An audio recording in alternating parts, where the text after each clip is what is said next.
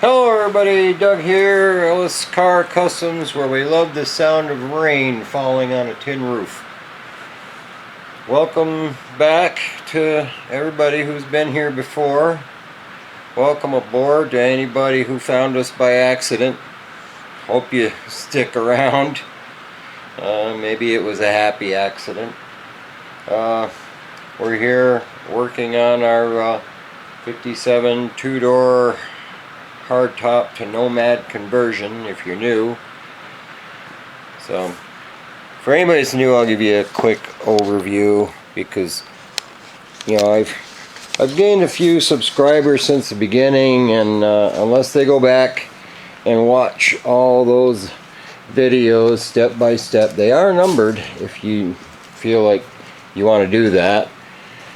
We started out with a two-door hardtop, and then we cut the roof off of it, and we installed Nomad doors, which are different from hardtop doors. We built the door jambs so that the doors would close with that nice sound. Grafted the roof on, stitching everything together. We're building a floor. We're gonna build a rear there. That's like a real quick overview. What I figured I'd start on today is kind of bodywork in this quarter. Get it looking better and into primer. Like I said, I think in the last video, that it's always nice to get stuff into primer, and then you know what you don't have to do because you've already got it done. If it's in primer, it's pretty close. I mean, the roof, I went over the roof pretty good before I put it on the car, and really there was no rust through issues on the roof, no dents to deal with. I mean, for being stored haphazardly for so many years, it's surprisingly straight. Just has some of this surface stuff on it that I think will sand right off.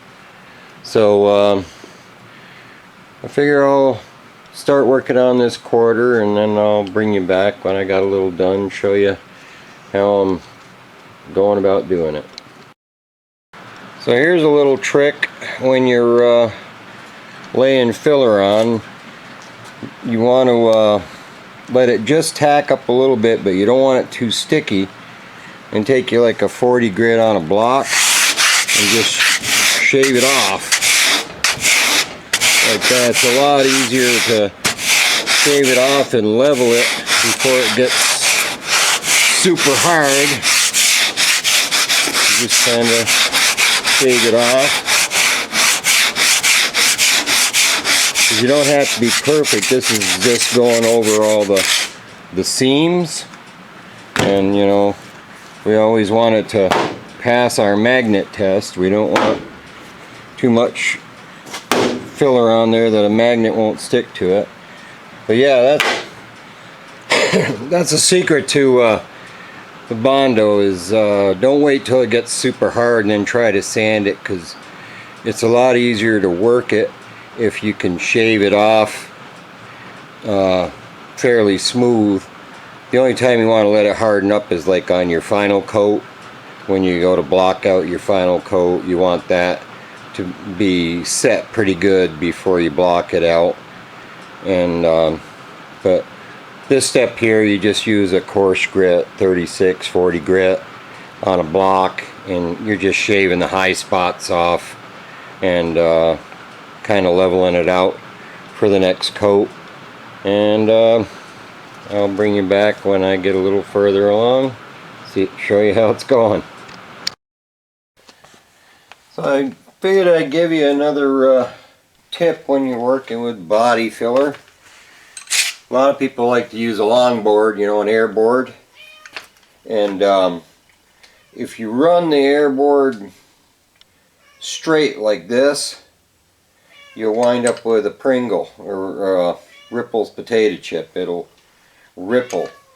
So basically, when you're longboarding, you want to hold it at like maybe a 22-degree angle and work it like that, and then work it back the other way at an angle instead of going straight at it, because like I say, it'll you won't feel it doing that, but it'll do that. And then when it'll be flat this way, but when you look down this way, it'll wave because it kind of digs in as it goes down. But if you keep it at an angle and flush against the panel and just run it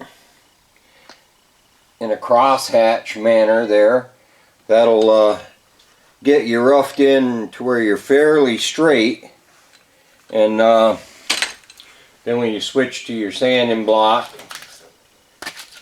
I usually use like 80 grit paper. I kind of do the same thing, you know, work at an angle and work back at this angle, and don't stay in one place too long. Kind of work the whole panel, and that'll get you close. And then when you put your primer on there, if you're using like a gray primer or something, use a contrasting color. I usually use flat black primer as a guide coat.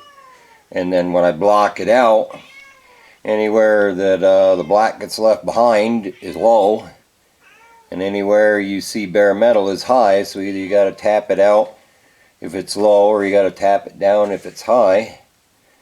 But that's, you know, that's how I do it. Whatever works best for you is fine. My buddy over here is pretty vocal. White toes. What's the matter, buddy? You're all dusty. Watch this. He's been rolling in the dust, so he's a little dusty. But yeah, we're like I say, we're doing our little skim coat on there, and like I say, as long as it passes the magnet test, you know, you're not laying it on too thick. So you just want a skim coat there to you know, smooth it out. A lot of people, when they do these 57s, because of that trim piece that goes between these holes, it basically covers that whole section. They won't really bodywork that part, but it's like, it would bug me because I would know it was there. So I just try. Plus, you know, it can't be too straight. It'll make your panels fit better as far as like your stainless and panels. You won't, because if you don't work that and it has a little wave to it or something like that, when you put your stainless trim on or whatever, you'll see gaps in it. So you don't want to do that. So anyways, we got a little bit of body work done here. The brace I was going to order for the backside, they contacted me and said, well, that won't work. So they refunded me my money, which is good. But I found the right brace. Of course, it's double the money. But I got that coming. The one roadblock I've kind of run into that's going to be tough to manage is the last time I priced a Nomad tailgate shell, they were like $600-700. They've doubled. They're $1,500 for a shell, and that's not including the latches and everything else that goes along with them. That's just the shell. So I don't know. Like I said, I really don't want to try to fix that old gate because it's so bad, but I might have to ponder a little bit on that because like I've said before, I'm a working class guy. $1,500 is a lot of money on one thing, but we'll figure it out. But anyways, I don't want to drag on too long. A lot of people have been saying your video should be longer and stuff, but I've commented to a couple people, it's like it's an old saying in show business, always leave them wanting more, you know, never overstay your welcome. So with that, this is Doug signing off. See you on the next one. Take care.